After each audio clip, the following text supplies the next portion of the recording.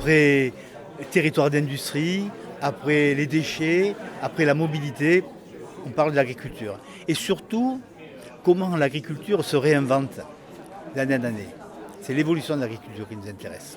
Ça ramène à la terre et ça ramène à l'humain. Et ça ramène au partenariat. Et l'humain, c'est quand même quelque chose de très important. Et moi, ce soir, j'ai apprécié justement la passion avec laquelle les intervenants se sont exprimés sur leur métier. Ça, c'est très fort. Charlie Alice, qui a été le dernier intervenant, aborde le marché américain, quoi, avec des produits tout à fait innovants.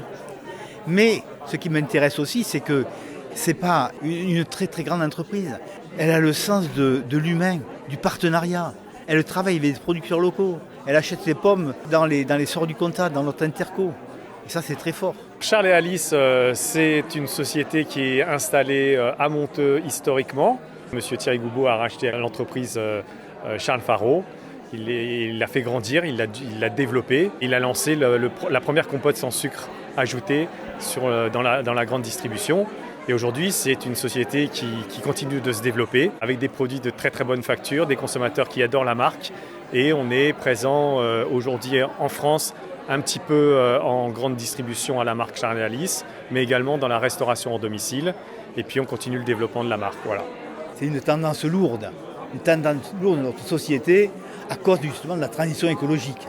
Donc il faut réduire les transports, il faut réduire les déplacements, il faut réduire les bilans carbone. Et donc ça passe par la proximité, quoi. Donc retrouvons des économies locales, quoi, qui constituent un écosystème. C'est très fort ça. Oui, c'est une tendance sociétale importante.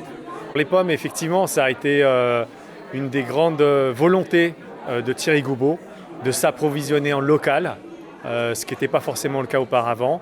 Et donc aujourd'hui, on est sur la marque Charles et Alice, on est 100% pommes de France.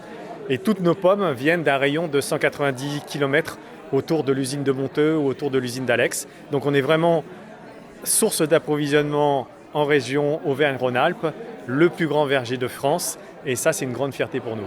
L'ouverture de la maison de l'agriculteur. On sème, comme je l'ai dit, comme on a rappelé ce que j'ai dit tout à l'heure, on sème, on arrose, on entretient, et puis un jour on récolte. On en est à la récolte là. Elle est ouverte à tout le monde et elle est gérée par une structure juridique qui est une SIC et qui regroupe différents collèges. Parmi ces collèges, le premier collège, c'est le collège des producteurs. Il y a 137 producteurs qui ont adhéré justement à cette SIC. Ensuite, il y a le collège des chambres consulaires, il y a le collège des collectivités territoriales. La ville de Monteux et l'agglo des Sorts du Comtat sont membres fondateurs, adhérents, actionnaires. Voilà. Et ensemble, cette structure juridique loue un espace commercial, embauche une directrice qui est spécialisée dans la grande distribution et gère une supérette de 900 mètres carrés, quoi. Mais avec des produits achetés aux producteurs locaux dans un rayon de 50 km à la ronde. Et il y a une tendance lourde des consommateurs qui est le locavorisme. Ils veulent manger, ils veulent consommer local. Pas nécessairement bio. Si c'est bio, tant mieux, mais pas nécessairement. De l'agriculture raisonnée, mais le premier critère, c'est je mange local. Je crois qu'il y aura toujours des beaux jours pour les produits de qualité. Ça, c'est vraiment un fondamental. Je crois fondamentalement que dans l'alimentation, ce qui fait revenir le consommateur sur un produit en particulier ou sur une marque, c'est son goût. Et Charles et Alice aujourd'hui a un cœur de consommateurs qui sont très très fidèles.